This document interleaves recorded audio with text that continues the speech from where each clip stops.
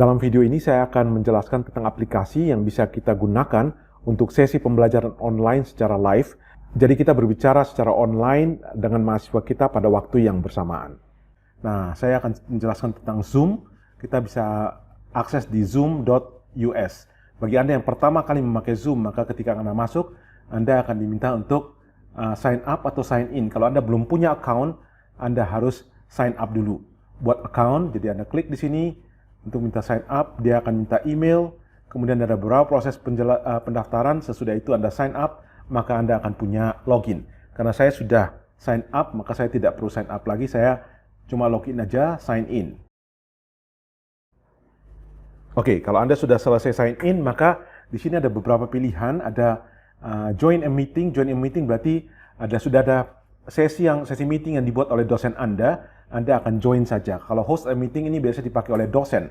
Kita membuat suatu meeting dan kemudian kita invite mahasiswa kita untuk join.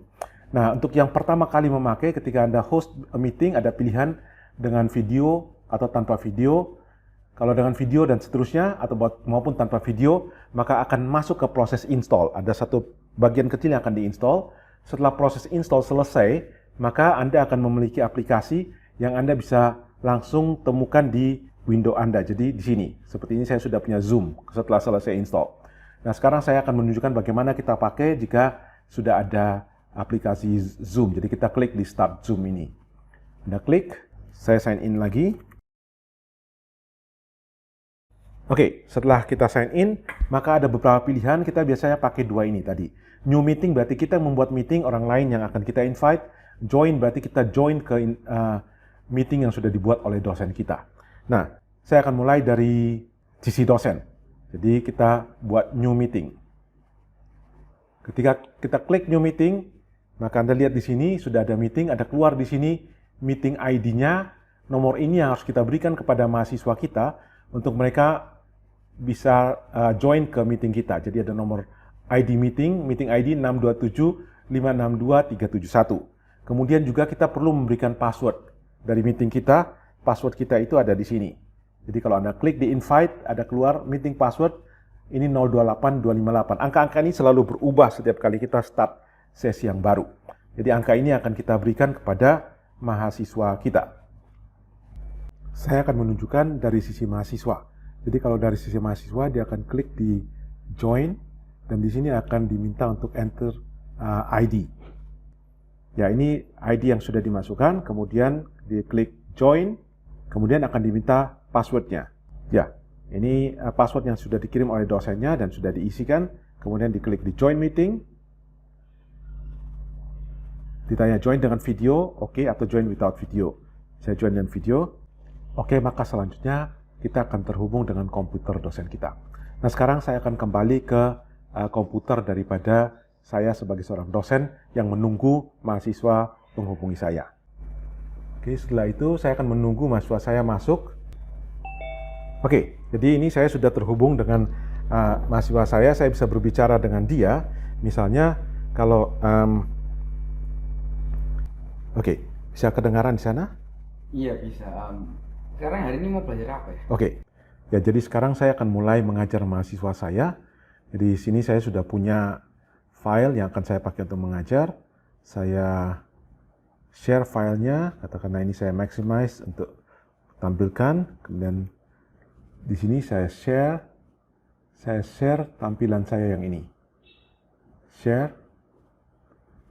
Maka sekarang mahasiswa saya sudah melihat PowerPoint ini, saya juga melihat PowerPoint ini, dan saya mulai mengajar misalnya. Oke, berikut ini saya akan menjelaskan tentang human brain neuron. Human brain neuron terdiri dari synapse, dendrites, dan sebagainya. Kemudian saya juga lanjut lagi. Jadi human brain neuron dimodelkan seperti ini. Dan seterusnya kita mulai mengajar, dan mahasiswa kita menyimak kita. Ini satu mahasiswa. Kalau mahasiswanya ada lebih dari satu, maka akan banyak mahasiswa yang muncul di sini. Demikianlah kalau kita memberikan pelajaran kepada mahasiswa secara real time, live, menggunakan Zoom. Sekarang saya akan tunjukkan salah satu cara adalah saya bisa share file saya. Jadi misalnya saya punya file. Oke, saya akan share file. Saya klik di sini share. Saya bisa share file, misalnya file ini. Saya share. Maka saat ini mahasiswa saya juga akan melihat hal yang sama. Ya. Jadi mahasiswa saya akan lihat yang sama, saya bisa menjelaskan tentang ini kepada mahasiswa saya. Demikian juga sebaliknya, saya bisa minta mahasiswa saya untuk, jadi saya bisa stop share, saya minta mahasiswa untuk share file yang dia mau tunjukkan kepada saya. Sekarang saya bisa dilihat di sini bahwa ada file yang dia share. Saya mau minta dia share mouse dia. Jadi saya ingin melakukan sesuatu di mouse-nya dia, saya bisa minta studentnya melakukan itu. Oke, jadi sekarang saya sudah bisa kontrol mouse daripada mahasiswa saya. Saya bisa klik di tempat yang saya mau, misalnya saya klik di sini, maka saya akan kontrol dia. Kemudian dia bisa deaktif, jadi dia bisa menghentikan. Oke, sekarang sebaliknya sekarang saya akan memberikan mahasiswa saya kontrol. Jadi saya share file ini kepada mahasiswa saya, share screen gitu ya. Jadi sekarang bisa seperti ini. Kemudian saya memberikan kontrol kepada mahasiswa saya. Maka sekarang mahasiswa saya akan memiliki kontrol atas mouse di tempat saya. Ya, sekarang ini bukan saya lagi, tapi ini mahasiswa saya yang memiliki kontrol. Dia bisa membuat gambar, bisa membuat apa saja yang dia perlu tunjukkan kepada saya. Oke, saya bisa stop sharing di sini. Nah, kalau kita menggunakan conference dengan lebih banyak partisipan, maka akan muncul lebih banyak foto di sini. Jadi ini saya sebagai host, kemudian mahasiswa saya akan sangat banyak di sini. Nah, kalau sudah selesai, maka saya akan selesaikan sesi ini. Di sini ada beberapa menu, sama seperti di mahasiswa saya juga. Kalau saya klik di sini, maka video saya akan tidak terkirim ke mahasiswa saya. Kalau saya klik ini, maka terkirim. Sebaliknya, kalau saya klik di sini, maka suara saya tidak akan terkirim. Demikian juga di sisi mahasiswa. Mahasiswa juga bisa mematikan videonya dan mematikan mic-nya. Nah, setelah selesai sesinya, saya klik di End Meeting, End, maka semua sesi telah selesai. Ya, demikianlah video singkat tentang bagaimana kita menggunakan Zoom untuk sesi pembelajaran online secara live.